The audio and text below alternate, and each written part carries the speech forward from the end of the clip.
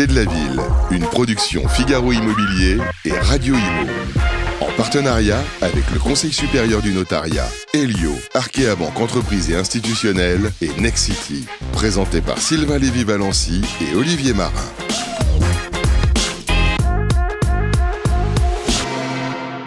Eh bien, salut à toutes et à tous et merci d'être avec nous. Eh bien, voilà, nous avons déposé nos valises dans notre road trip, dans notre tour de France de l'immobilier, des villes où la France a beaucoup de talent. Nous sommes ici, à Angoulême, ville historique, ville magnifique, qui a les pieds dans la terre et l'ancrage de son histoire, mais aussi la tête tournée vers l'innovation, vers la modernité.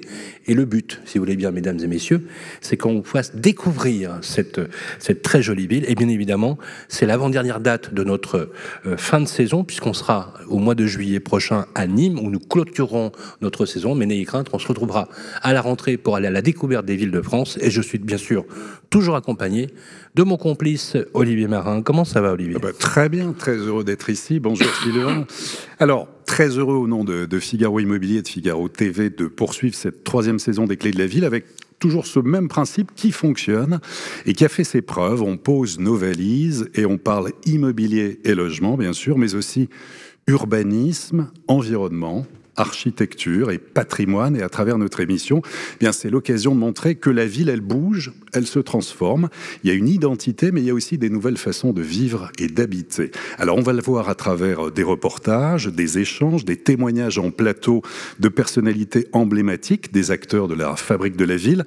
Et pour cette saison 3, donc après avoir découvert Reims, Nice, Metz, Amiens, Le Havre, Tours, Lorient et Angers, nous sommes à Angoulême, reçus par notre grand témoin, qu'on est très heureux d'avoir ici sur le plateau, Xavier Bonnefond, maire d'Angoulême. Bonjour. Bonjour à vous. Très heureux de vous recevoir ici. La suite du programme, on va retrouver dans l'émission la séquence La vie ensemble. On recevra Amaury Vallée, qui est directeur régional de Nexity. Ce sera l'occasion de faire le point et un premier panorama à la fois de la ville, l'agglomération, mais aussi l'immobilier à l'échelle d'Angoulême et son agglomération. La séquence bien mieux avec notre partenaire Elio pour évoquer ce qui est sans doute l'un des chantiers du siècle en matière de logement, c'est la rénovation énergétique. Et Pierre-Marie Perrin, directeur des affaires publiques de Elio, nous donnera l'état des logements côté performance énergétique à Angoulême et aussi des conseils pratiques pour bien rénover.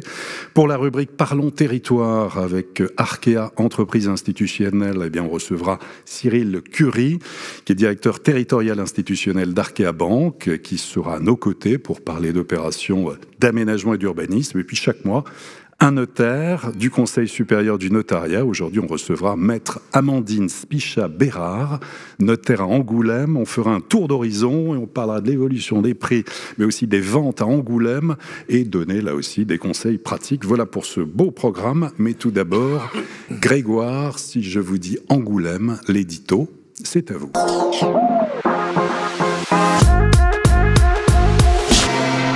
Alors bonjour monsieur le maire, merci beaucoup de nous accueillir dans votre ville d'Angoulême. Alors sachez que, je vais vous faire une confession, je suis ravi d'être ici, pour plusieurs raisons.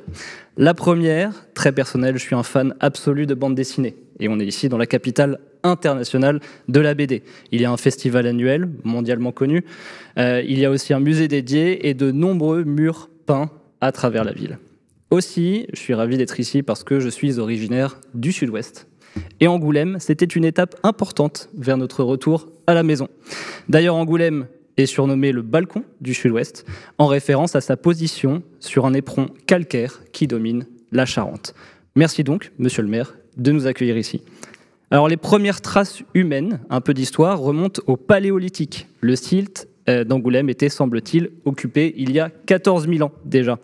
Avant l'arrivée des Romains, Angoulême était aussi un oppidum gaulois d'importance, faisant, c'est pas anodin, de la ville l'un des sites les plus anciennement urbanisés de France, comme Bourges ou Besançon. C'est dire l'importance d'Angoulême.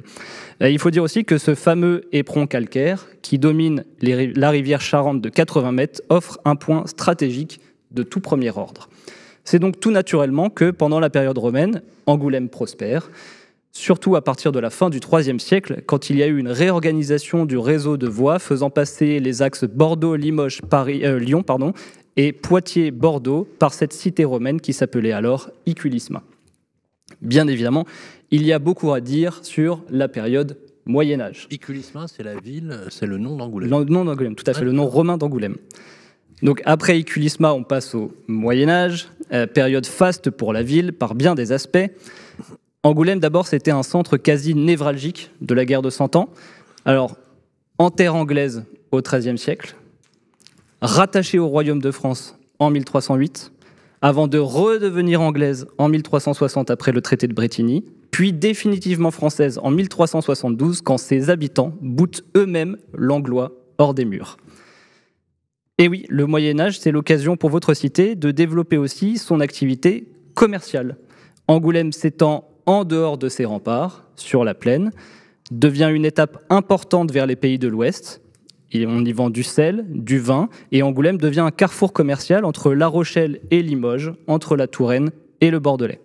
Avec ce développement économique, suit le développement démographique, et surtout urbain. Les villages aux alentours de la ville sont peu à peu intégrés et se transforment en faubourgs. Au XVIIe siècle, Angoulême compte environ 10 000 habitants. Le principal développement d'Angoulême à cette période tourne autour du papier. Les besoins en papier augmentent avec l'apparition de l'imprimerie et la région d'Angoulême devient le lieu de prédilection des papeteries grâce à la pureté de ses eaux et à son sol calcaire. C'est une des principales richesses économiques de la région jusqu'à la fin du XVIIe siècle. L'activité papetière diminuera au XVIIIe siècle mais reprendra au début du XIXe siècle jusque dans les années 1960 où l'imprimerie prendra le dessus.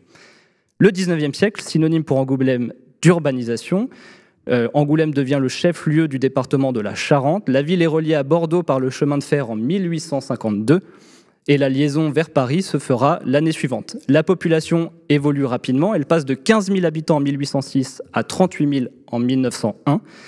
D'un point de vue urbain, l'influence anglaise se fait sentir. C'est un beau clin d'œil de l'histoire, mais en fait, il y a beaucoup de développement du commerce du cognac et donc beaucoup de liens avec l'Angleterre. Les rues sont percées, élargies, des ensembles résidentiels sont construits, les remparts sont devenus des promenades et les anciennes portes de la ville, anciens verrous, sont abattus. À partir des années 1870, Angoulême s'étend considérablement vers le plateau à l'est, mais aussi vers ses faubourgs bas où règne activité commerciale et industrielle. Et enfin, vers la fin du XIXe siècle, une percée de type haussmannienne est entreprise entre les nouvelles halles et le nouvel hôtel de ville. Alors, bien évidemment touché démographiquement pendant la Première Guerre mondiale, Angoulême le sera physiquement à l'issue du second conflit quand des bombardements alliés intenses sur les installations ferroviaires feront d'immenses dégâts. Ce sont les 5 gares de la ville qui ont été ciblées par 3 vagues de bombardements. Des centaines de maisons sont détruites et des milliers d'habitants sinistrés. Alors Angoulême attaque les 30 Glorieuses par une extension de ses quartiers périphériques. À l'architecture d'avant-guerre succèdent de grands ensembles, des lotissements pavillonnaires, typiques de la période des 30 Glorieuses.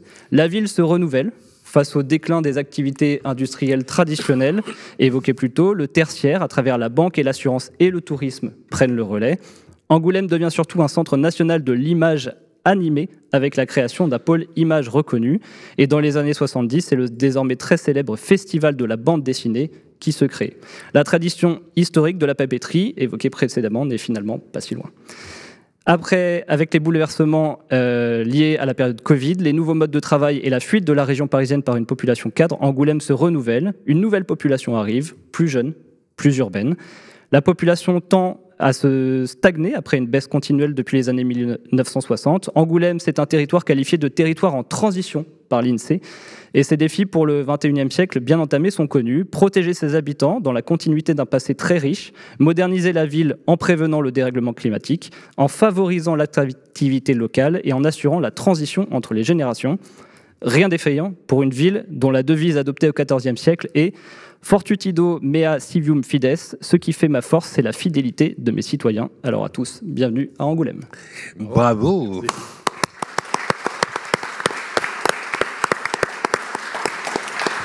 Merci Grégoire, merci. Vous restez avec nous Grégoire. Ça vous a plu cet édito, monsieur le maire?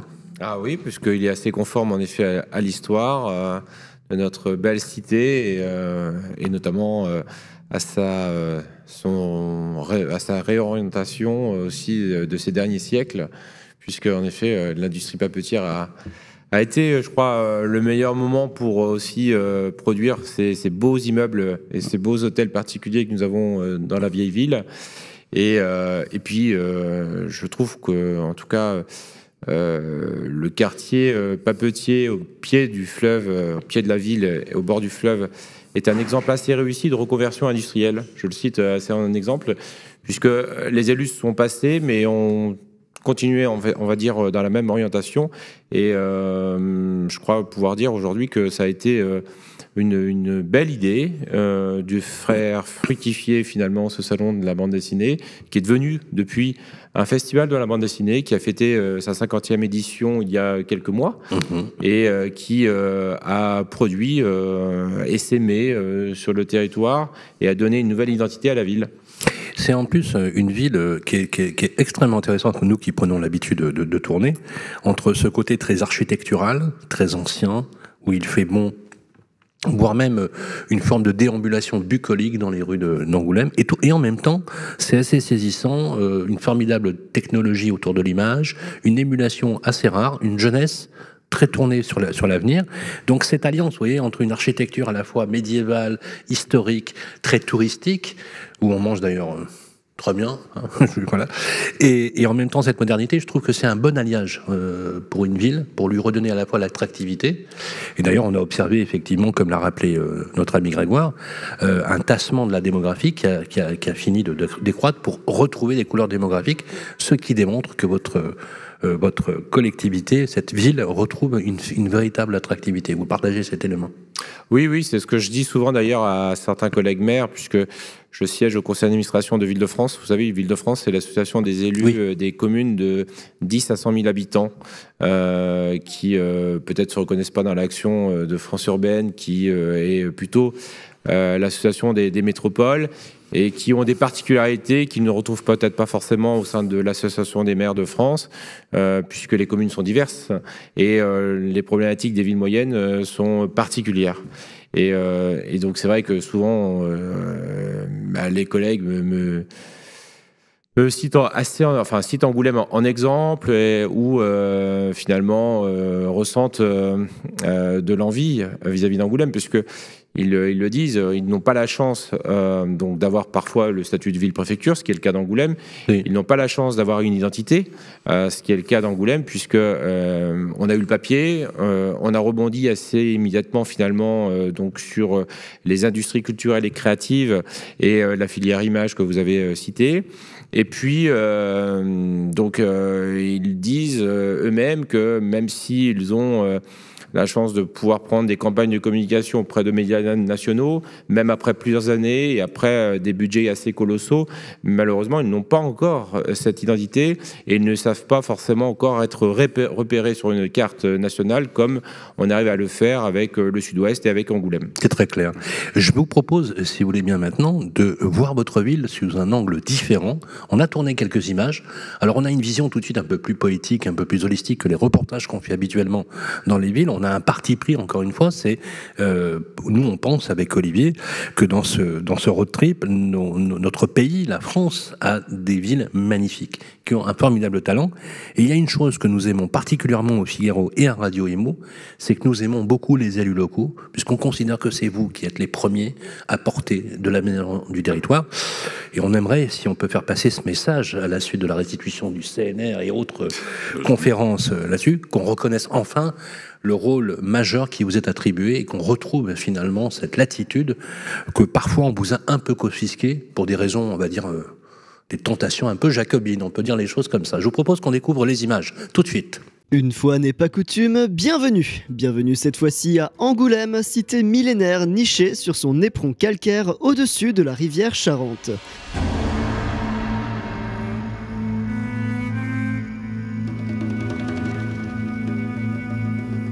Nous sommes dans les grands salons de l'hôtel de ville d'Angoulême, ce magnifique hall, cette salle de bal construite à l'époque de Napoléon III par l'architecte Paul Abadie fils, l'auteur du Sacré-Cœur de Montmartre. Alors son départ, il est très ancien. Vous savez, les premières traces retrouvées à Angoulême de présence humaine remontent à 14 000 ans au bord du fleuve Charente.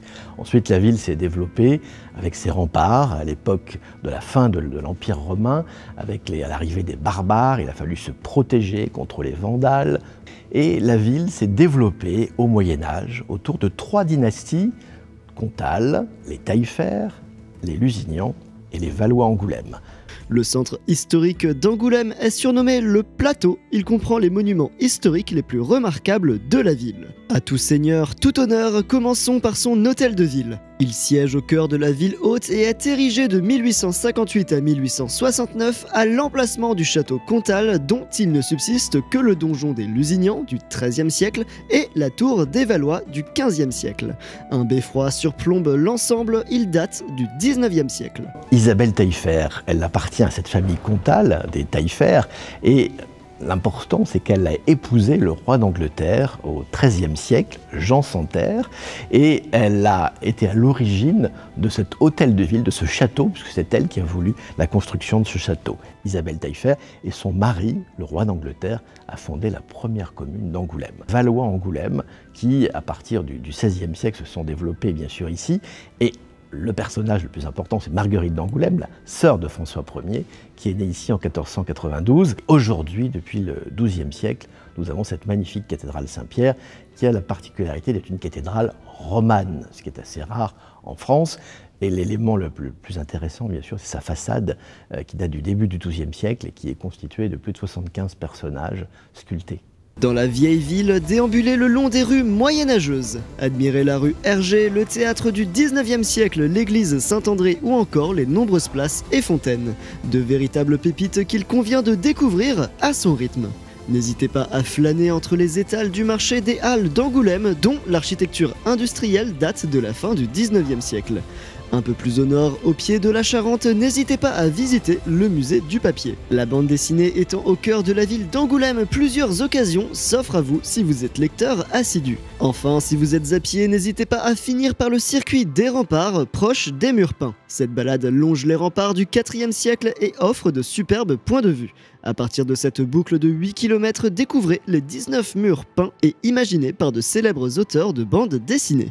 Bonne visite! Alors, je crois que la beauté d'Angoulême peut suffire au bonheur. Je dirais la découverte de ces remparts, de ces horizons dégagés, qui invitent à la liberté, aussi au rêve. En reprenant un vers du cimetière marin, ô récompense, après une pensée, qu'un long regard sur le calme des dieux. Magnifique. Alors, c'est absolument génial parce que dans chaque ville où nous allons, on trouve des amoureux de leur territoire. C'est extraordinaire. Des ambassadeurs. Voilà. Comment ce reportage vous a inspiré, monsieur le maire?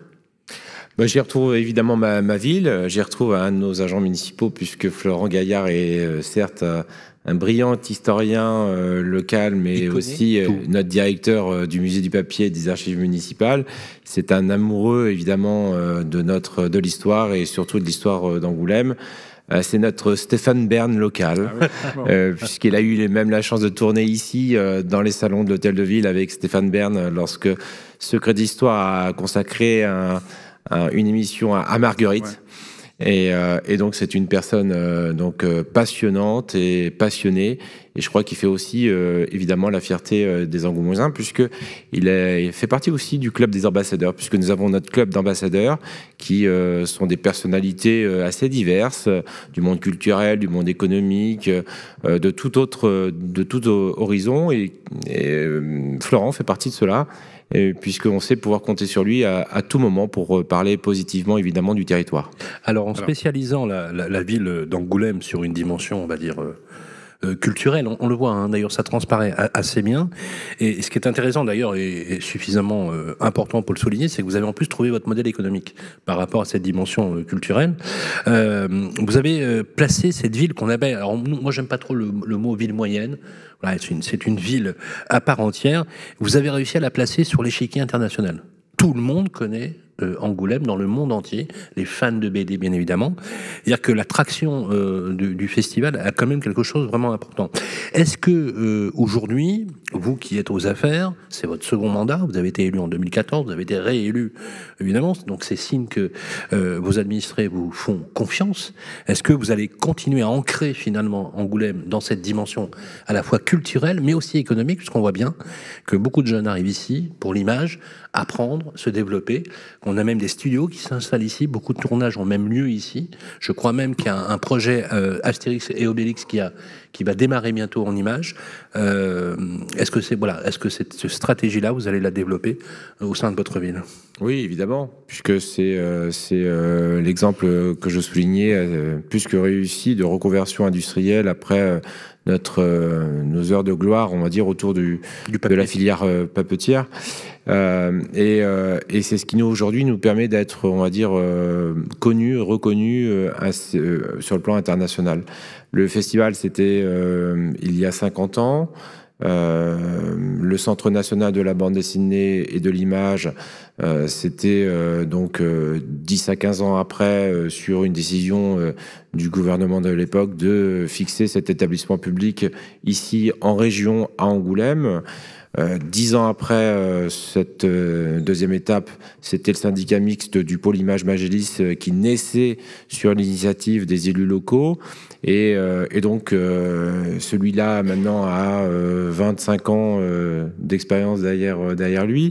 Donc, on voit bien que 50 ans de festival, une trentaine d'années du Centre national de la bande dessinée et de l'image, qui est depuis devenu la Cité internationale de la bande dessinée et de l'image, qui est fortement accompagné par l'État en région et l'initiative des élus locaux, ont produit des effets assez prodigieux. Et il faudrait être fou, évidemment, pour prendre un virage à 180 degrés sur cela. Bien sûr. On a une identité, on a, je crois, la force d'acteurs économiques qui sont venus s'installer ici. On a la force de jeunes talents, créateurs, artistiques, qui donc sont les grands noms de demain et qui participent évidemment à la vitalité de notre ville au quotidien ici, bien que nous n'ayons pas la chance d'avoir une université indépendante donc à Angoulême. On a tellement d'écoles publiques, privées qui se sont installées qu'il y a beaucoup de jeunes sur notre territoire et ils font incontestablement aussi la fierté et puis apportent une vitalité pour notre ville sur bien des plans. Et puis on a aussi toute cette partie formation qui structure de manière durable cela, parce que les studios d'animation, les studios jeux vidéo, les tournages à répétition qui viennent s'installer, qui viennent tourner ici en région, puisque la lumière est belle, parce que les pierres sont belles, parce qu'on trouve aussi des paysages très différents, finalement, quand ils sortent des écoles, tous ces jeunes trouvent immédiatement du travail ici, donc en Charente, à Angoulême. Et on dit souvent que Angoulême, finalement, quand on découvre le centre médiéval, finalement, on découvre une pépite. Et Angoulême, quand on vient s'y installer, finalement, c'est pour des raisons souvent professionnelles ou de formation. Et beaucoup, finalement, n'en repartent jamais.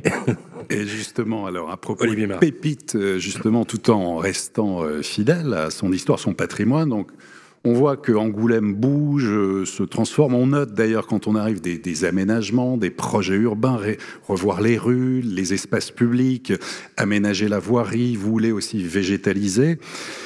Il y a beaucoup de projets. Alors, il y a sur le Grand Angoulême aussi 2030, mais sur la ville depuis plusieurs années, vous êtes lancé dans la réhabilitation de friches pour accueillir justement des entreprises et des formations supérieures, tout en proposant, on l'évoquera, du logement dit accessible.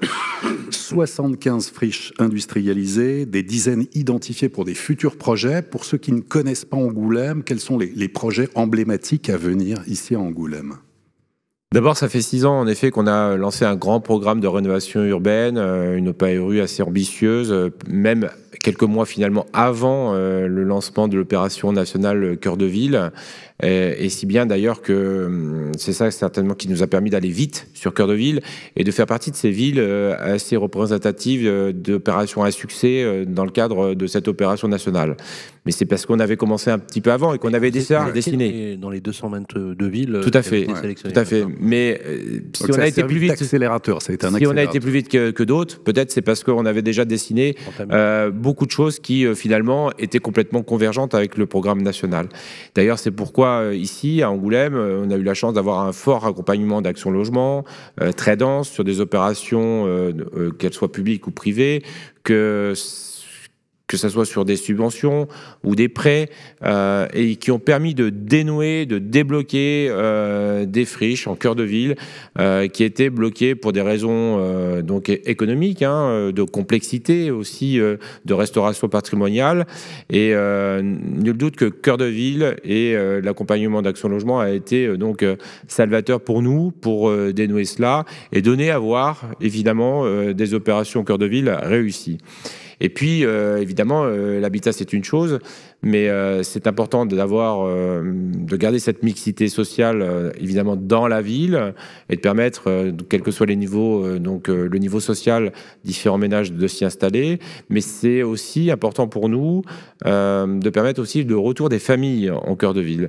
C'est pourquoi, d'ailleurs, dans notre PLUI que nous avions lancé dès 2015, nous avions imposé, dans le cadre d'opérations de restauration immobilière, que 50% des logements soient au moins des T3 pour mettre aussi un coup d'arrêt quand même à beaucoup d'hôtels particuliers qui étaient en train de se transformer en studio. Une Airbnbisation des cœurs de ville. Ça, évidemment, mais aussi parce que pour des raisons économiques que je peux comprendre, certains propriétaires, ils voyaient des opérations plus juteuses. Mais notre souhait, c'est de penser la ville de demain et de permettre d'avoir des retours d'habitants aussi en cœur de ville, puisque c'est important aussi pour les commerces. Bien sûr. Donc ça, vous l'avez encadré, vous avez empêché justement cette prolifération. Mais sur les projets, sur les friches et les grands projets emblématiques, quels sont-ils à Angoulême ? D'abord, je voudrais juste, vous l'avez dit, mais dans notre projet d'agglomération Grand Angoulême vers 2030, la transition écologique fait partie évidemment de ces 3 axes forts, si ce n'est peut-être pas si ce n'est l'axe numéro 1, puisqu'il est transversal, il ruisselle, il a des conséquences sur évidemment beaucoup d'actions politiques. Mais sur la reconquête des friches, c'est aussi un axe évidemment fort de notre action publique, qu'elle soit à l'échelle de l'agglomération ou à l'échelle municipale. Il faut savoir que si on a recensé l'ensemble des friches, c'est des centaines et des centaines de friches, c'est 1 millier de lots qui ont été repérés sur le territoire d'agglomération. C'est industriel de la ville. C'est évidemment, c'est ce que j'allais dire, c'est le passé, c'est le résultat du passé industriel et de sa modification évidemment au fil des années.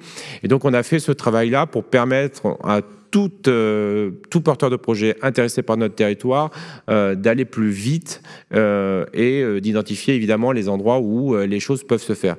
C'est l'équivalent de 40 ans de foncier si tout simplement on fait la comparaison avec le nombre de mètres carrés, le nombre d'hectares qui sont consommés chaque année. Donc vous voyez, il y a encore beaucoup à faire, mais pour citer quelques opérations emblématiques, puisque vous m'y invitez, c'est notamment l'îlot du Port, au pied de la ville, au bord du fleuve, qui est une opération que nous avons donc dénouée avec l'EPF Nouvelle-Aquitaine et qui doit être portée dans les semaines et mois à venir par un promoteur immobilier dénommé donc Duval. Et c'est aussi une emprise qu'on a reprise au ministère de la Défense, dont on a été nu propriétaire, au bord donc de notre régiment, puisque nous avons la chance d'avoir un beau régiment en plein cœur de ville, où il va y avoir aussi une opération donc d'aménagement avec des logements mixtes, des activités, du bureau, des activités de commerce, de santé, avec l'ensemble donc des partenaires du territoire pour pouvoir aller plus vite et donner évidemment cette soutenabilité financière le plus tôt possible aux opérateurs pour que évidemment les programmes soient affinés, déposés et puissent sortir de terre le plus vite possible, puisque Nous sommes aussi une ville qui a protégé son patrimoine et donc il faut passer aussi un certain nombre d'étapes, y compris avec les services de l'État, qui peuvent parfois ralentir ou donner le sentiment que les projets prennent plus de temps que prévu. C'est extrêmement clair. Ce que je vous propose, monsieur le maire, c'est que nous découvrions votre ville chacun avec un prisme différent. On va parler de la nécessité impérieuse de construire. Car il ne vous a pas échappé qu'on a un vrai souci dans le pays, avec des baisses qui avoisinent pour certaines régions les 40% de baisse, c'est quand même dramatique, parce que la vraie question qu'il faut se poser, c'est loger tous les Français, de les loger bien et mieux. Il y a une solution dans la réhabilitation des cœurs de ville, bien évidemment, mais ça ne suffit pas, vous le savez, parce que je sais que vous le dites, et vous en assurez la promotion. On pourrait même dire de vous, dans une certaine mesure, que vous êtes un maire bâtisseur, un maire constructeur, dans le bon sens du terme, hein, j'insiste bien évidemment là-dessus, mais la nécessité de construire. Nous allons passer à la séquence, si vous voulez bien, pour l'immobilier neuf, de parler un petit peu globalement aussi de cette philosophie de la construction, avec le leader français de l'immobilier, en l'occurrence Nexity, pour la vie ensemble. On va accueillir dans quelques instants Amaury Vallée. Les clés de la ville, la vie ensemble avec Nexity. Et bien voilà, nous sommes de retour sur le plateau. Merci à toutes et tous de nous suivre. Merci de liker et de commenter sans aucune modération, mais toujours avec beaucoup de bienveillance. Et nous sommes toujours ici extrêmement bien reçus par le maire de la ville, l'hôte de ces lieux. C'est Xavier Bonnefond qui est avec nous. Merci, monsieur le maire, de nous accueillir. La vie ensemble avec Amaury Vallée. Bonjour Amaury. Bonjour Sylvain. Directeur régional pour Nexity. Le moins que l'on puisse dire, c'est que la région est magnifique. Est-ce que l'on peut dire qu'on est sur la commune d'Angoulême, on l'a vu, on l'a dit, que Xavier Bonnefond était un maire bâtisseur, il pouvait bâtir parfois avec un État qui ne laisse pas forcément toutes les bonnes marges de manœuvre. Qu'en est-il de la région sur le logement et notamment la construction neuve ? Bien, je dirais plusieurs choses. D'une part, il y a beaucoup d'opportunités, mais aussi d'obstacles à construire à Angoulême. Alors, c'est vrai, vous l'avez dit, c'est pas le courage politique, parce qu'on est en présence ici, et je remercie le maire d'un maire plutôt bâtisseur, dans le côté noble du terme. Néanmoins, les obstacles, ils étaient très simples, c'est-à-dire que il n'y a pas eu pendant des années de sujet de défiscalisation. Alors, on peut aimer, on peut ne pas aimer, mais on peut dire aussi que les villes qui l'ont eu ont permis aussi de construire et d'arriver à des logements et à un volume croissant. Aujourd'hui, je ne vais pas trop parler de chiffres parce qu'ils ne sont pas singuliers. On est quelque part autour d'une quarantaine ou une cinquantaine de ventes au détail, de ventes aux particuliers, simplement par an. Par contre, il y a d'autres constructions qui se font, que ce soit en LLS, logement locatif social, ou LAC, ce qu'on appelle LAC.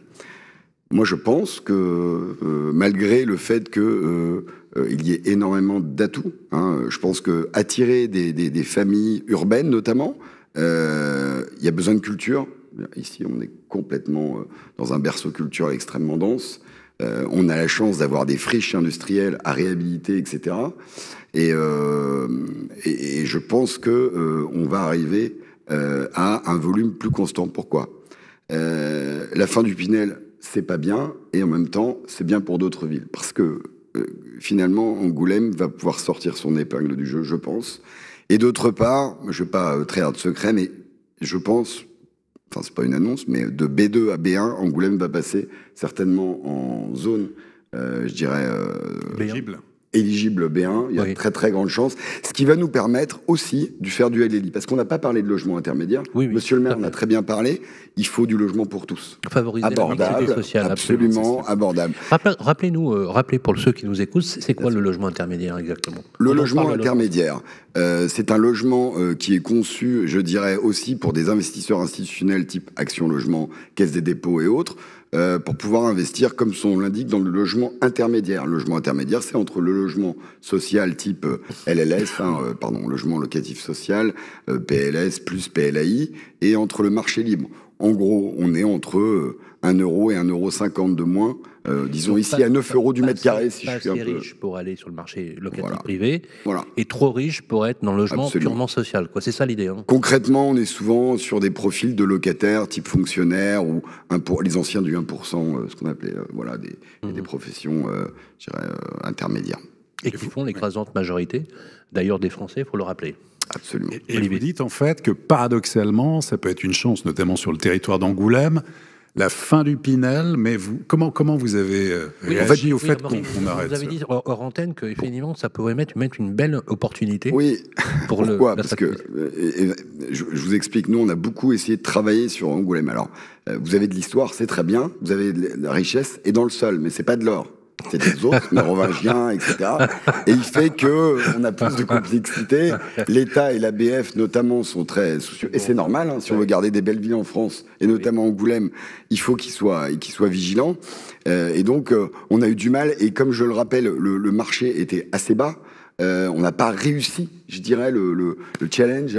Bon, on a quand même construit 130 logements à côté, hein, dans une ville qui s'appelle Despagnac.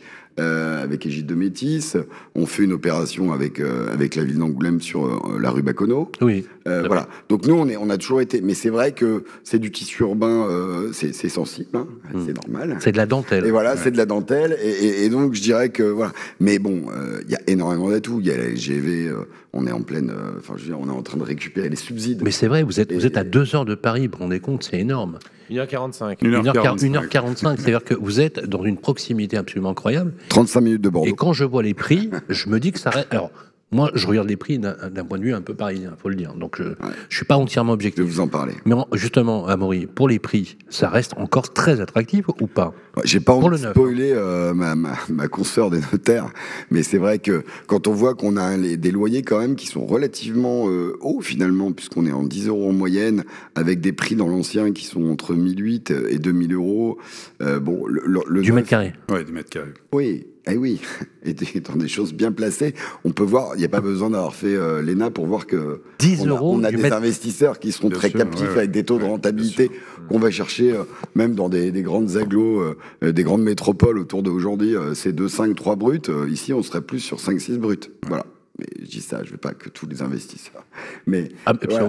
Remarquez. Non, mais je veux dire, le problème, le neuf, parce que c'est ma partie. Non, mais c'est rentable. Le neuf, c'est ma partie, et donc je dirais que la réhabilitation, il faut qu'on aille plus vers ce sujet-là. On commence chez Nexity, on commence à avoir un volume important sur et moi voilà, dans ma région, j'insiste là-dessus, il faut qu'on aille sur ces sujets-là. Il y a des opportunités ici, il faut qu'on aille les chercher. Monsieur le maire, juste peut-être quand même d'évoquer cet immobilier neuf. Qu'est-ce que vous pensez du fait qu'il y ait justement que le Pinel s'interrompe, en fait, qu'il n'y ait même pas de statut du bailleur privé dans le neuf qui normalement, pour ceux qui investissent, ça permet de construire des logements, de loger des familles. Construire des logements, c'est du travail derrière pour le bâtiment, pour des artisans, pour la rénovation.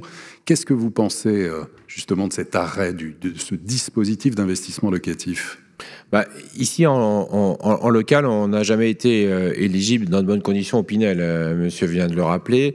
D'ailleurs, au grand désespoir des promoteurs immobiliers, constructeurs locaux.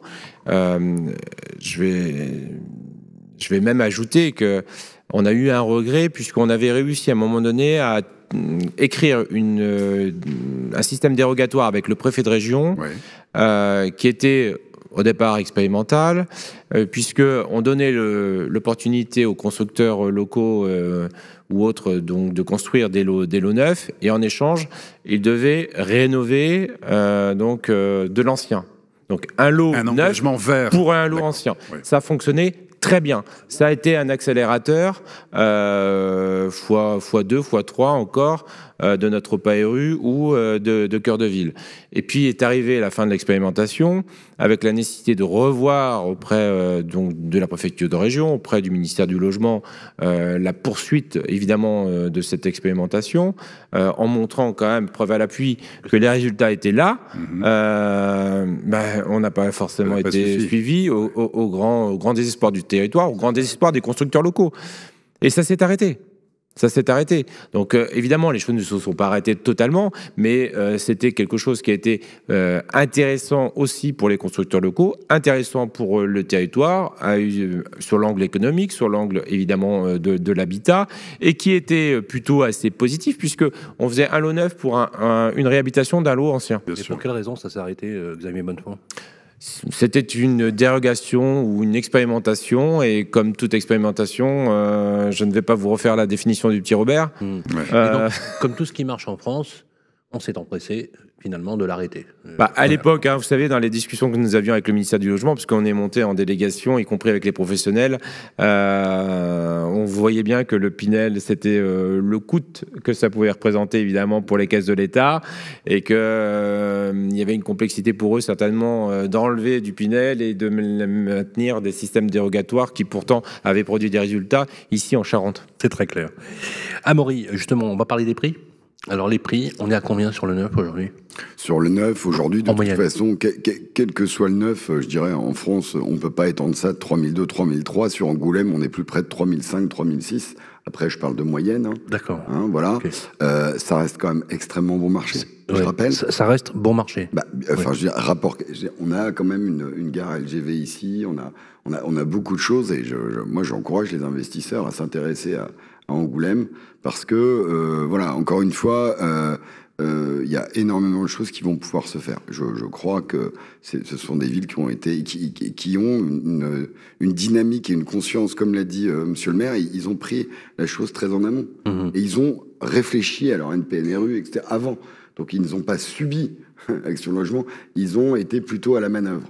Donc je pense que c'est des villes où on devrait avoir, sur les 10 prochaines années, Est-ce qu'on trouve encore, c'est la matière première, est-ce qu'on trouve encore du foncier?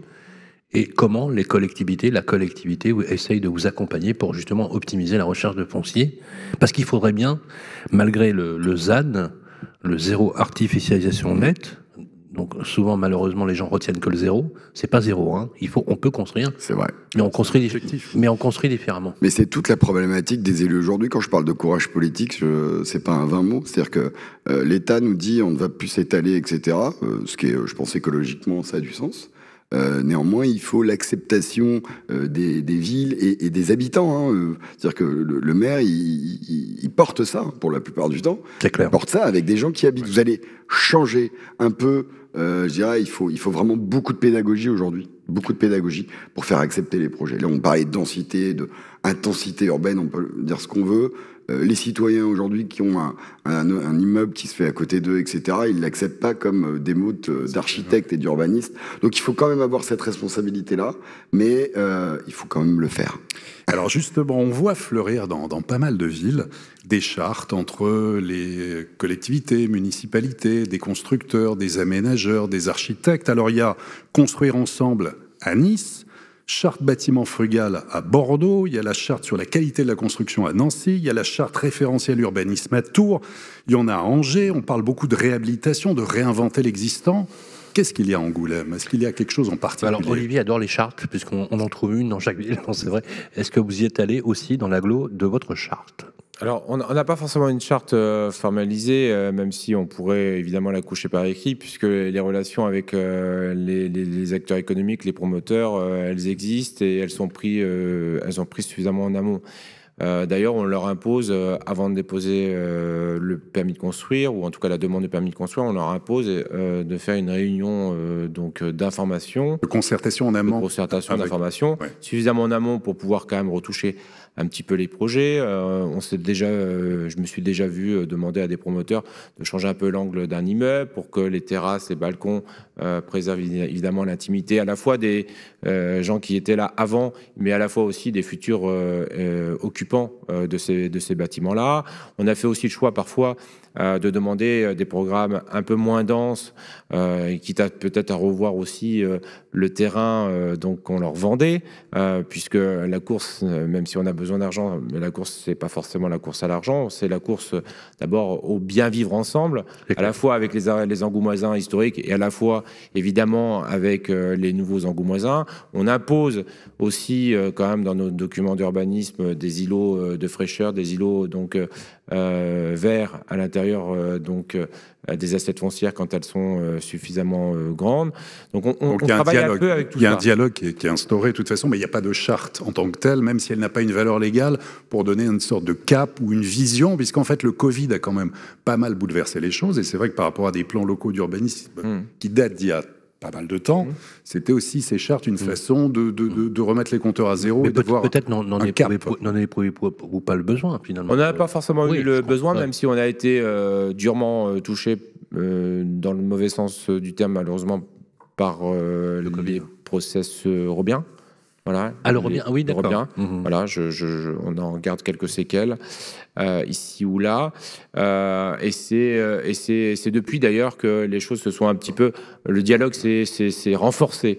Alors on pourrait tout simplement, évidemment, formaliser ça dans une charte. Hein, on le fait sur d'autres actions publiques. Il n'y a pas de raison qu'on puisse pas le faire demain. Voilà. Mais on n'en a pas forcément ressenti le besoin puisque les discussions, elles existent. Et qu'un promoteur, il n'insiste pas quand il voit que, voilà, il n'est pas forcément bien accueilli. Nous essayons de bien accueillir les gens, y compris les Angoumoisins, les habitants de Marin, mais surtout aussi les acteurs privés, les acteurs économiques. Mais il faut que ça soit dans un objectif partagé de faire bien et de faire mieux. Merci beaucoup pour cet élément. Dernière question, juste pour une petite conclusion.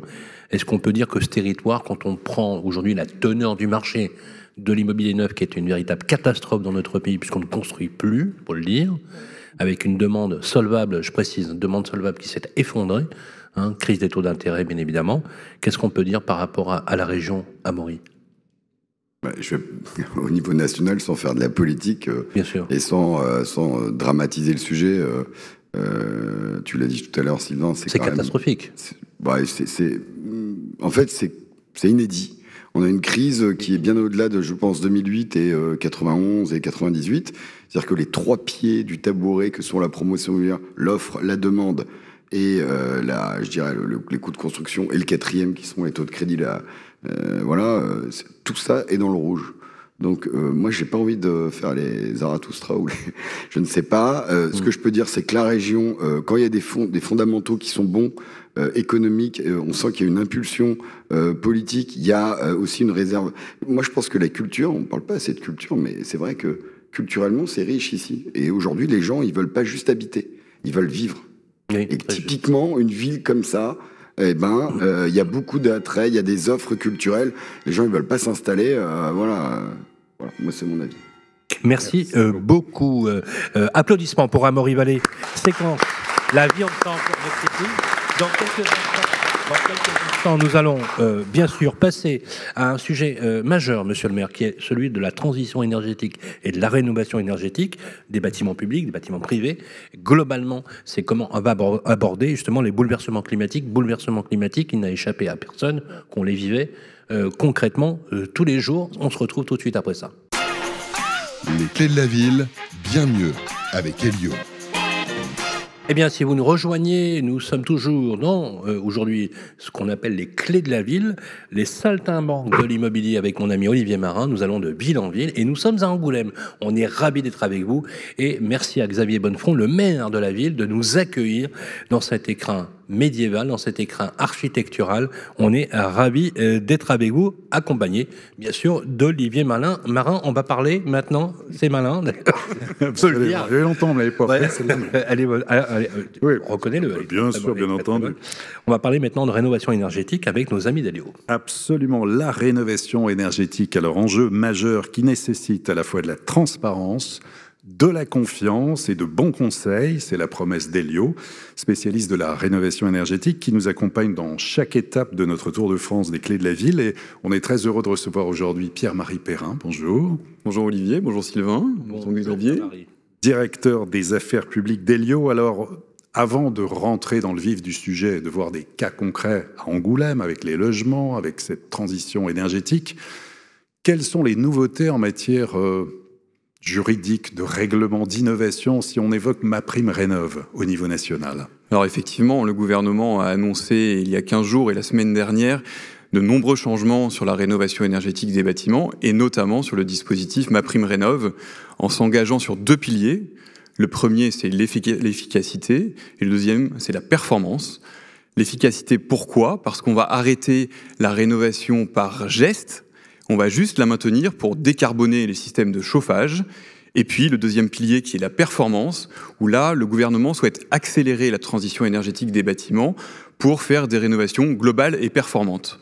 Aujourd'hui, l'objectif, c'est d'arriver à 200 000 rénovations globales et performantes d'ici 2024. Donc, c'est un enjeu important, sachant qu'aujourd'hui, on en réalise beaucoup moins. Et donc, le gouvernement a décidé de se saisir de cette question et d'y mettre les moyens pour arriver à atteindre cet objectif.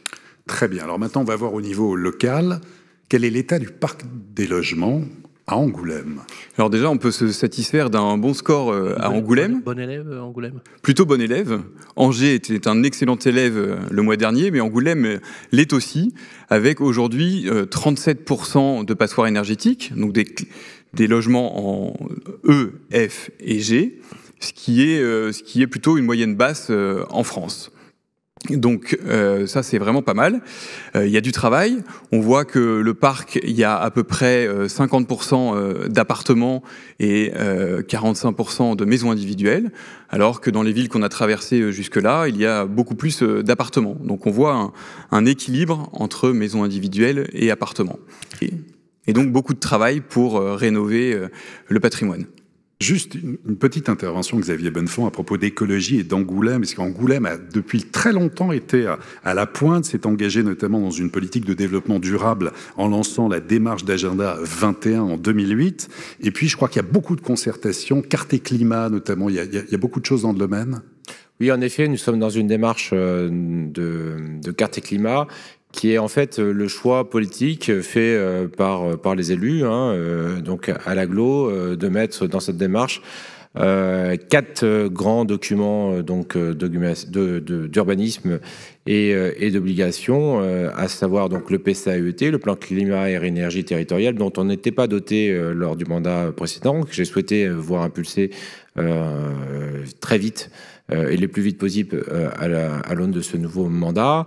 Un PLUI à l'échelle communautaire, puisque nous avons été une agglomération qui a revu son périmètre, donc on a aujourd'hui l'obligation de dessiner un PLUI à l'échelle donc des 38 communes de l'agglomération, un plan de mobilité, puisqu'on sait à quel point quand même les mobilités sont aussi générateurs d'émissions de gaz à effet de serre et font partie quand même de ces leviers indispensables, incontournables demain. Et puis évidemment le PLH, le plan local d'habitat, qui fait partie des enjeux de demain pour notre territoire, pour toutes les raisons d'attractivité que nous connaissons. Très bien.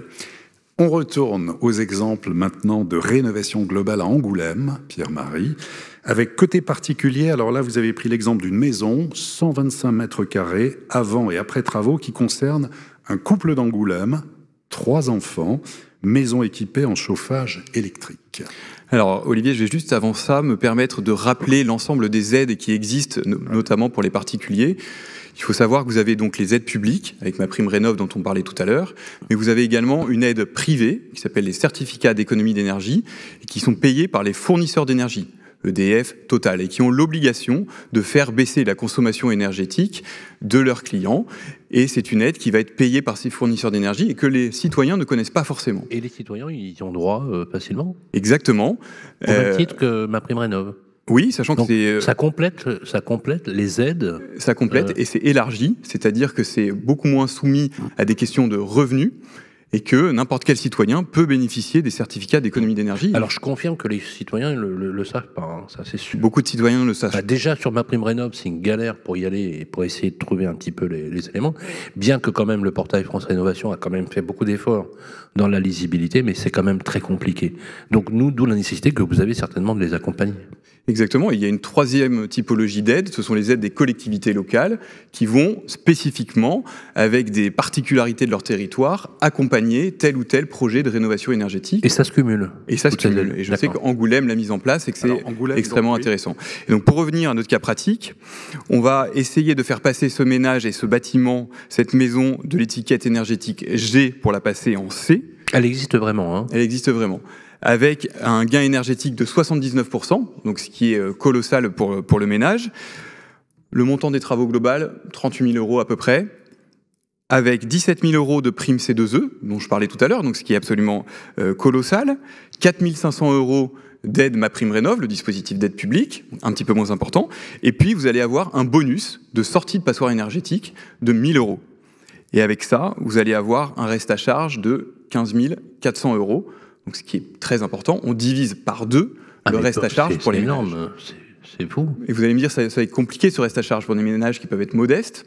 Et ben, il y a des dispositifs qui sont en place, qui ont été poussé et avancé par le gouvernement, notamment l'éco-prêt à taux zéro, qui va permettre de financer ce reste à charge. Et on encourage les ménages à aller voir les banques, et ce que les banques puissent, elles aussi, proposer des dispositifs novateurs afin d'accompagner les ménages. C'est ce qu'on appelle l'éco-PTZ aujourd'hui, Exactement. Qui a survécu aux annonces du CNR. Du CNR Logement.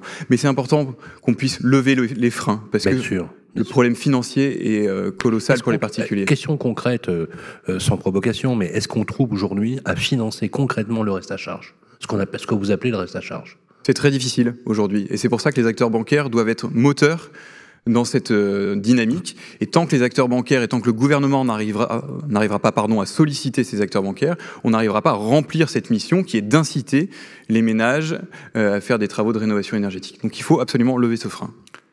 Deuxième exemple dans l'habitat collectif. Alors là, c'est une copropriété de 1972, bâtiment avec 64 logements, un système de chauffage gaz collectif avant et après travaux. Donc là, c'est la même chose. On souhaite passer d'une étiquette énergétique E pour la faire passer à B avec un gain énergétique de plus de 60%. Donc c'est important et pour ça, il va falloir engager de nombreux travaux. On va isoler les murs par l'extérieur, on va isoler la toiture terrasse, on va isoler les planchers bas, on va remplacer la chaudière actuelle par une chaudière gaz à condensation, on va mettre en place une VMC double flux, et puis on va remplacer les huisseries. Avec tout ça, pour un paquet de travaux de plus de 1 200 000 euros, on va réussir à avoir 484 000 euros d'aide. Presque un tiers d'aide, avec 138 000 euros de C2E et 135 000 euros de MaPrimeRénov' spécialisé pour les copropriétés, pour un reste à charge à 770 000 euros. Ce qui paraît très important pour une copropriété, mais vous avez donc ces aides, et puis il est nécessaire pour les copropriétés d'être bien accompagnés par un AMO, un assistant à maîtrise d'ouvrage, pour piloter et réussir à trouver les meilleures sources de financement et réaliser des travaux pour une meilleure efficacité énergétique. Très bien, merci. Alors, plus clair, il n'y a pas, tout simplement. Merci, Vous me flattez, Sylvain. Pierre-Marie Perrin, extrêmement précis. Mais si on avait ce genre d'informations aussi clairement établies, ça serait quand même, convenez-en, beaucoup plus simple pour les clients. Exactement. Et je voudrais rajouter un dernier mot avant que vous me coupiez la parole et que je parte. C'est qu'Elio accompagne notamment les collectivités territoriales dans la valorisation de leurs aides et des certificats d'économie d'énergie. Et à ce titre, on a signé une convention de partenariat avec le Grand Angoulême. Donc on accompagne Grand Angoulême et les communes à valoriser justement ces aides et à les accompagner dans la recherche des aides. C'est très important, notamment en milieu rural où les collectivités n'ont pas forcément les ressources techniques et financières pour accompagner ce type de projet. Donc des sociétés comme la nôtre, comme Elio, sont là pour faire du sur-mesure, pour aider les élus à trouver de l'argent là où il y en a. C'est majeur, et c'est majeur pour deux raisons. J'irais même pour trois raisons. La première, c'est que, un, effectivement, les bouleversements climatiques nous touchent, et que deux, il y va même de la santé publique des habitants, pour un meilleur confort d'été, et un meilleur confort aussi dans l'hiver, parce qu'aujourd'hui, on le sait plus que jamais. Bien évidemment, il faut trouver son modèle, trouver son modèle économique, il faut aider les collectivités locales, et c'est vrai que vous avez la particularité chez Elio d'être multipolaire autour de la rénovation énergétique, c'est-à-dire une approche collective, une approche de l'habitat individuel et de l'accompagnement individuel. C'est de ça dont les Français ont besoin, c'est sans appel. Aujourd'hui, les sondages, vous le savez, le démontrent. Ce qui décourage souvent les personnes dans ce pays, c'est justement parfois l'absurdité technocratique la surcharge qui les empêche, une inflation normative et une inflation administrative. Vous avez la particularité chez Elio, c'est plutôt smart et d'ailleurs c'est plutôt ingénieux d'avoir trouvé finalement le lien qui vous permet de le simplifier. Applaudissements pour Pierre-Marie Perrin, directeur des affaires publiques d'Elio, et je vous propose que nous parlions maintenant avec Maître Amandine Spicha-Bérard, notaire à Angoulême. On va parler de la séquence Parlons bien, de l'habitat ancien extrêmement important, et qui mieux que les notaires pour nous en parler, c'est tout de suite après ça. Les clés de la ville, parlons bien, avec le Conseil supérieur du notariat. Eh bien, rebonjour à toutes et à tous. Nous sommes toujours ici, dans cet écrin magnifique de la bonne vieille ville d'Angoulême. Angoulême, une capitale, le balcon de l'Aquitaine, comme le disait tout à l'heure Grégoire Darico, que je vous invite fortement à découvrir. En tout cas, en ce qui me concerne, c'est une révélation. J'ai découvert une ville superbe. Alors, quand on arrive à la gare, c'est pas évident tout de suite, parce que quand on regarde autour, on se dit qu'on a un regard un peu particulier. Par contre, j'ai beaucoup aimé le menhir avec les statues Hergé et Goscinny. Je trouve ça génial. C'est super. Il y a l'obélisque. Et l'obélisque, absolument. Qui a été offert par la fondation Goscinny et par Anne Goscinny. Et il y a le menhir qui a été offert par Sylvie Uderzo. Chaque mois, un ou une notaire du Conseil supérieur du notariat. Et aujourd'hui, on est très heureux de recevoir maître Amandine Spichat-Bérard, notaire à Angoulême. Bonjour et merci d'être présente ici. Merci pour votre invitation. Alors, avec vous, on va faire justement un tour d'horizon de l'immobilier ancien. On va voir l'évolution des prix, on va voir l'évolution des ventes, mais également donner quelques conseils pratiques. Quelques chiffres clés pour démarrer. 1568. Comme 1568 €. Ça, c'est le prix médian au mètre carré d'un logement ancien à Angoulême. Alors, évidemment, avec de fortes disparités selon les quartiers, notamment entre le centre et la Roseraie. Enfin, 5% de hausse de prix de l'immobilier sur un an. 155 000, ça, c'est le prix médian d'une maison ancienne sur Angoulême. 45 ans, c'est l'âge moyen d'un acquéreur. 7% de franciliens, ici à Angoulême. Et puis, j'ai noté 308, c'est le nombre d'annonces de biens à Angoulême sur le site du Figaro Immobilier. Par contre, 25 annonces de biens en location. Et ça, on le retrouve partout dans beaucoup de villes. C'est la tension locative. Il y a de moins en moins de possibilités de louer un logement. Et ça, on l'évoquera notamment avec vous. Alors, on a fait différents tours de France. Dans chaque ville, il y a un ralentissement de l'activité. Y a-t-il un ralentissement de l'activité ici à Angoulême ? Oui, effectivement, on a un petit ralentissement qui se note depuis le milieu de l'été dernier, mais comme c'est le cas également à l'échelle nationale. Mais ce ralentissement, il est synonyme d'une baisse des prix ou pas ? Non, pas encore. Pas encore. Pour parler en chiffres, au niveau des appartements, on est à moins 5,7% au niveau des transactions, moins 8,7% de volume au niveau des ventes de maisons. Donc, un ralentissement, certes, mais rien encore de très significatif. Comment vous l'expliquez, alors, justement, ce ralentissement pour vous ? Ce ralentissement, il peut avoir plusieurs origines. D'une part, il peut s'agir en réalité d'un retour à la normale, puisqu'on a eu une période post-Covid qui a été relativement abondante, exceptionnelle, que ce soit au niveau du volume des transactions, avec plus 20% de transactions. Et ça a fait monter les prix. Exactement, et corrélativement une augmentation au niveau des prix, puisque pour citer par exemple le Plateau, le Vieil Angoulême, on est passé pour un appartement à un prix de vente moyen au mètre carré de 1 400 à 1 900 €. Ce qui est quand même considérable, avec des prix bien entendu qui peuvent être bien plus hauts. En combien de temps Le période Covid, 2 ans. Ah, 2 ans, oui, c'est énorme. Énorme. Ouais, ce qui est énorme. Alors voilà, un premier facteur, je dirais un retour à la normale. Et puis après, il y a également ce climat anxiogène, cette actualité abondante qui peut parfois faire peur. Je pense par exemple la difficulté parfois pour obtenir un financement, qui rend un climat anxiogène et qui a pour conséquence effectivement peut-être ce ralentissement. Mais encore une fois, pas de catastrophisme. Vous voulez dire que ceux qui auraient un projet résidentiel, par exemple, de quitter leur location en se disant c'est bien que je devienne propriétaire, finalement ils se disent je vais peut-être rester. Effectivement, je vais peut-être rester parce que les taux d'intérêt, 400 points de base d'augmentation quasiment en un an et demi, incertitude parfois économique. C'est vrai que le moral des Français il en prend un coup quand même. Oui, tout à fait. Alors après, il faut aussi relativiser. Et avoir en mémoire qu'il est parfois mieux peut-être de régler une échéance de prêt que de payer un loyer à fonds perdu. Ah, ça serait bien qu'on le dise à tout le monde. Donc, ça. Voilà, il faut. C'est du crédit inversé. En fait, on vous prête l'argent que vous épargnez. Non, mais c'est vrai. Au lieu de payer un loyer à fonds perdu, on paye. Vous êtes favorable, Monsieur le Maire, en fait, que les Français, comme ça, il faut qu'ils achètent leur résidence principale. Alors, moi, je considère en effet que il faut qu'il y ait de plus en plus de propriétaires, puisque déjà par définition, on entretient mieux son bien quand on est propriétaire, et je considère en effet qu'il faut qu'on soit vigilant là-dessus, parce qu'il faut qu'il y ait une bonne proportion évidemment de locataires propriétaires dans notre ville. Après, juste pour rebondir sur ce qui vient d'être dit. On a beaucoup parlé de la période post-Covid.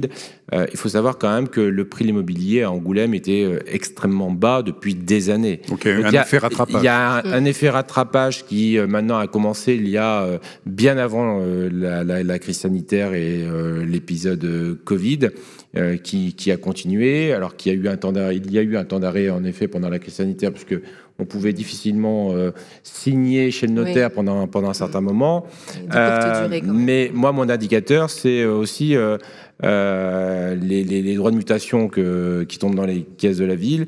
Et c'est vrai que depuis 2014-15, ils sont en constante augmentation, donc en tout cas dans les caisses de la ville d'Angoulême, en constante augmentation. Et on se dit d'une année sur l'autre, mais à un moment donné, ça va s'arrêter, ça va replonger. Et on ne voit pas encore cette difficulté-là. Alors on fait très attention dans nos budgets pour ne pas être trop optimiste, évidemment, mais on voit bien quand même que même s'il y a de moins en moins de biens, on voit bien que quand même il y a encore un marché qui reste dynamique, mais évidemment, peut-être qu'il est moins dynamique qu'il y a quelques années. En même temps, je voudrais aussi dire que 3,5 de taux d'intérêt, parce que c'est à peu près le taux actuel. Voire 4 bientôt. 4, ça reste évidemment beaucoup plus que les 1 qu'on a longtemps eu, mais qui était quand même relativement anormal, hein, il faut quand même se dire les choses, et qui reste en deçà de ce que certains de nos parents ont pu connaître. Oui. Et puis de l'inflation surtout, puisqu'une inflation à 6 ou 7, effectivement... Moi, donc il faut emprunter et il faut investir. Bah, nous, on a l'âge d'avoir connu les taux à 12 ou à 13%. Absolument. Alors, maître, justement, pour ceux qui ne connaissent pas Angoulême, si on devait prendre une photo, quels sont comme ça les différents quartiers, les demandes des quartiers porteurs, ou si vous deviez nous faire un panorama. Et indicateur de taux de rendement qui intéresse aussi les investisseurs. Bon, déjà, dans les quartiers, ici, vous voyez le vieil Angoulême, le plateau, vous avez un des quartiers, je dirais, les plus attractifs, que ce soit principalement pour les familles, hein, on en parlait tout à l'heure. Aujourd'hui, avec le développement du télétravail, on a des Angoumoisins qui travaillent ici, mais également qui travaillent sur Bordeaux, sur Paris, où il reste aisé de se déplacer en train et de continuer en fait à habiter ici et avoir je dirais le calme angoumoisin et la douceur de la vie ici. Et puis les quartiers également aux alentours sont également très attirants, hein. Je pense par exemple au quartier de Saint-Cybard, de L'Houmeau, mais aussi Victor Hugo, la Bussate, où ce sont des quartiers où le prix au mètre carré reste tout à fait raisonnable, hein. Vous en faisiez état tout à l'heure, et même idéal pour des investisseurs. Avec des taux de rendement qui Avec sont des taux en de moyenne rendement qui sont de l'ordre de 11 euros le... D'accord. Ouais. Okay. 11%, pardon, au niveau du taux de rendement. 11% de taux de rendement en moyenne 11 euros, pardon, le mètre carré au niveau du prix du loyer, la rentabilité 6. Oui, d'accord. Ouais, en moyenne, comme à l'échelle. Ce que disait tout à l'heure Amaury, on était entre 6, 5, 7% de taux de rentabilité, ce qui est quand même très très élevé, puisque la moyenne, elle est inférieure à 3. Hein, là-dessus. Et si on sort d'Angoulême, la ville, quels sont là les secteurs justement porteurs? Quelques exemples. D'autres communes limitrophes, hein, Grand Angoulême, peuvent également être nommées. Je pense par exemple aux communes de Saint-Thierry-Ex ou Puy-Moyen qui attirent beaucoup. Alors, on va avoir des familles qui recherchent éventuellement un petit peu plus d'espace vert, un petit peu plus des terrains de plus grande importance et qui vont avoir tendance à se diriger vers ces communes. Phénomène Airbnb, il y a toujours ou pas? C'est quelque chose qui vous inquiète ou pas, monsieur le maire? C'est un vrai talon d'Achille dans certaines villes. Hein. Et certaines ont carrément interdit. Ça peut priver de logement des étudiants ou des... Saint-Malo, Biarritz. Voilà, alors d'autant plus qu'on a là un sujet logement étudiant qui pointe, qui commence à être très prégnant. On a une offre Airbnb de plus en plus.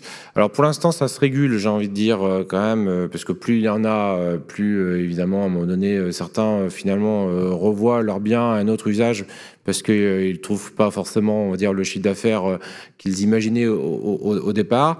Donc pour l'instant, on sent quand même une régulation, mais on est vigilant là-dessus. On perçoit, en tout cas, on suit le nombre de meublés de tourisme. On regarde également aussi, pour avoir un petit coup d'avance, comment on peut peut-être réglementer ça demain, si ça devenait, on va dire, un sujet encore plus prégnant, parce qu'il faut faire attention à ça, parce que nous, ce qu'on souhaite, c'est des habitants.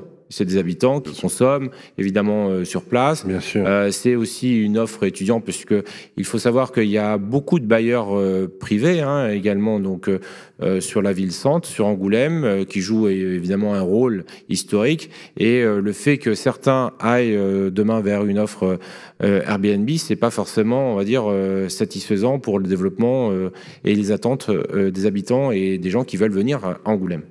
Très bien. En cette période, justement, vous l'évoquiez, d'incertitude, en quoi il faut être particulièrement attentif aujourd'hui quand on veut vendre ou acheter un bien immobilier? Bon, il faut être attentif, on en parlait tout à l'heure, la performance énergétique des logements. Je pense également aux propriétaires actuels qui doivent avoir conscience que leurs biens risquent d'être immobilisés prochainement s'ils n'ont pas l'intention de réaliser des travaux visant à améliorer la performance énergétique, d'une part, et également corrélativement pour les acquéreurs.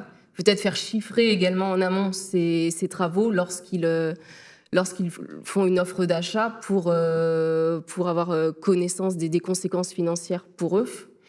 Et puis également, un petit peu plus maintenant qu'avant, eh bien peut-être faire étudier son dossier de financement avant signature du compromis de vente, avoir déjà des éléments chiffrés, un aperçu de la part des établissements bancaires, de façon à éviter toute mauvaise surprise, éviter les refus de prêt, qui sont peut-être un peu plus nombreux que précédemment, mais encore une fois, il reste tout à fait possible d'acquérir, et en particulier à Angoulême. C'est très important ce que vous dites, pour vous toutes qui nous écoutez. Quand vous préparez votre dossier, vous le préparez en amont, avant même d'envisager la signature du compromis, pour évaluer votre solvabilité, évaluer le niveau de refus, parce qu'effectivement, le nombre de refus de crédit, il a avoisiné quand même les 45%. C'est quand même pas neutre du tout. Les premiers à s'en plaindre, ce sont les courtiers, bien évidemment, c'est très clair. Avec les courtiers, c'est important, parce qu'ils aident aussi à trouver les meilleures banques, mais effectivement, plus on prend le soin de préparer son dossier, mieux c'est pour l'obtention. Tout à fait. C'est très clair. Et donc on investit à Angoulême, on vient ici, pourquoi? Pour quelle raison?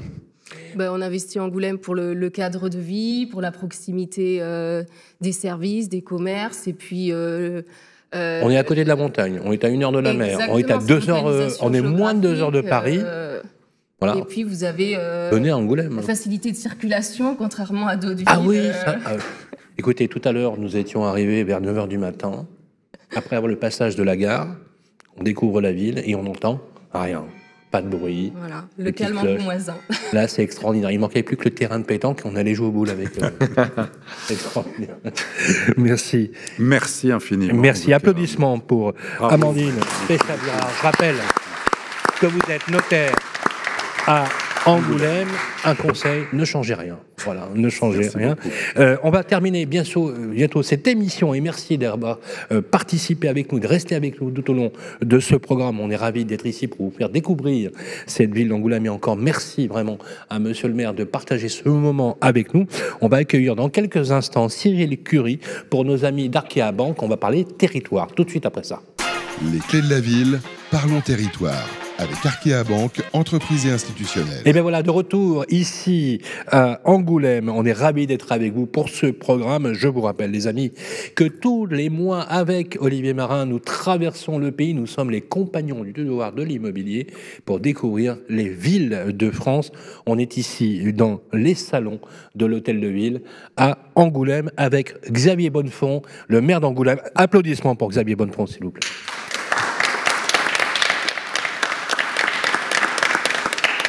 Applaudissements mérités et très spontanés parmi le public, bien évidemment. Merci en tout cas d'être avec nous. Bonjour Cyril Curie. Bonjour Sylvain. Vous êtes directeur territorial pour aujourd'hui Arkea Banque et institutionnelle. J'insiste bien. Tout à fait. C'est une banque coopérative, une banque qui est issue de la coopération, donc une banque qui appartient à ses clients. Voilà, ça me rappelle un slogan. Et vous avez la particularité chez Arkea Banque, c'est d'être la banque dans les territoires, on le sait puisque vous nous accompagnez chaque mois, qui avait le meilleur ancrage territorial pour l'accompagnement et le financement des projets. Parlez-nous de ce que vous faites ici, dans ce territoire à Angoulême. Effectivement, le territoire d'Angoulême est un territoire effectivement de cœur pour le groupe Crédit Mutuel Arkea. C'est son territoire historique, le groupe Crédit Mutuel Arkea étant le regroupement de 2 fédérations du Crédit Mutuel, le Crédit Mutuel de Bretagne et du Sud-Ouest, qui nous permet effectivement d'accompagner le développement du territoire via nos agences du Crédit Mutuel du Sud-Ouest et via l'implantation effectivement d'Arkea Banque Entreprise Institutionnelle qui accompagne les entreprises de plus de 30 millions de chiffre d'affaires, les promoteurs immobiliers et les acteurs publics, collectivités locales et tous les satellites qui gravitent autour. Alors, quelques projets emblématiques qui montrent en fait l'empreinte que vous avez lorsque vous accompagnez ces projets. Qu'est-ce qui vous vient à l'esprit aujourd'hui? Alors, ce qui me vient à l'esprit, effectivement, ce sont des projets en lien avec notre raison d'être. À savoir, nous sommes transformés en société à mission l'année dernière et notre raison d'être, nous l'avons définie autour de 2 axes majeurs, la vitalité des territoires et la transition environnementale. Et effectivement, comment accompagner le territoire d'Angoulême sur ces sujets? Et notamment en allant réfléchir et nous inscrivant dans le programme Action Cœur de Ville sur tout ce qui est effectivement la reconversion des friches et notamment ce qui nous a marqué sur le territoire, c'est que le Grand Angoulême s'est approprié effectivement ces sujets en créant avec la SEM Territoire Charente une foncière dédiée pour intervenir sur le volet commerce, pour lutter contre tous les commerces vacants en pied d'immeuble et aussi sur l'immobilier d'entreprise pour accompagner l'implantation d'entreprises. Car effectivement, pour développer l'immobilier sur un territoire, c'est important de pouvoir loger les habitants, mais aussi effectivement de faire en sorte qu'il y ait de l'emploi et du bien vivre ensemble. Parce que ce triptyque, finalement, entre l'accompagnement des collectivités locales, parce que vous avez une très forte empreinte au niveau, en tant qu'institutionnel, au niveau des collectivités locales, heureusement d'ailleurs, qu'on a des banques coopératives, monsieur le maire, pour nous accompagner sur le sujet. Vous avez évoqué tout à l'heure Action Logement. Chez Action Logement, il y a un bras armé qui s'appelle Action Logement Service, qui est le collecteur de la PAC, participation à l'effort de construction, qui est devenu d'ailleurs une institution publique, comme vous le savez, chez Piperson. Action Logement qui a renouvelé d'ailleurs sa convention quinquennale avec l'État, c'était pas gagné d'avance, mais voilà. Et Arkea accompagne tous ces mouvements. Est-ce que le fait d'avoir cette multipolarité entre le public, le privé, l'accompagnement des promoteurs régionaux que vous soignez tout particulièrement, ça donne véritablement l'ADN d'Arkea, puisque vous avez vraiment un savoir-faire sur le plan de l'aménagement du territoire et du financement des projets urbains? C'est ça, c'est-à-dire que nous avons effectivement des intervenants tout au long de la chaîne de l'immobilier. En partant des politiques publiques en termes d'habitat et de développement économique, en intervenant auprès des aménageurs, des promoteurs immobiliers, des bailleurs sociaux et des foncières. Et ça nous permet d'avoir une vision d'ensemble et bien de comprendre le développement du territoire. Alors justement, est-ce que vous avez en tête un projet totémique qui illustre parfaitement le rôle que vous avez majeur dans l'empreinte territoriale comme le territoire d'Angoulême? Effectivement, Sylvain, je vais vous ramener de nouveau du quartier de la Gare. Oui. Nous allons marcher 5 minutes jusqu'au boulevard de la République. Et boulevard de la République où effectivement nous avons accompagné la SEM Territoire Charente et sa foncière immobilière Charente pour faire de l'immobilier entreprise sur une emprise délaissée qui était effectivement à l'abandon, et alors que effectivement d'un autre côté, nous avions les studios Blue Spirit qui eux étaient dispersés sur plusieurs sites et étaient en croissance. Et donc effectivement, comment faire en sorte de valoriser un foncier, une friche délaissée, pour aller effectivement créer un bâtiment de bureaux dédié à l'image, parce qu'on sait que le secteur de l'image effectivement est un gros secteur sur Angoulême. Et effectivement, nous avons financé donc Immobilière Charente pour réhabiliter effectivement ce bâtiment. Ça, c'est en projet ou c'est déjà quelque chose qui est effectif? C'est déjà effectif, ça vient d'être livré en 2023. Effectivement, le studio Blue Spirit est dedans. Le projet fait environ 2000 m² et donc a permis effectivement la création, le regroupement de 200 emplois sur le quartier de la Gare. On est, comme je vous disais, 5 minutes du quartier de la Gare, 10 minutes de l'hypercentre, et donc ça permet vraiment toute la vitalité effectivement d'avoir de l'emploi et de la reconversion de friches en hypercentre. Monsieur le maire. Regroupement, mais aussi développement, puisque Blue Spirit fait partie de ces studios qui ont un pied à Paris et un pied en région et à Angoulême, et on fait le choix de se développer au vu des projets qu'ils ont signés à Angoulême, pour des raisons évidentes. D'abord, la qualité de vie. D'abord aussi, les loyers moins chers aussi pour leurs salariés et leurs cadres.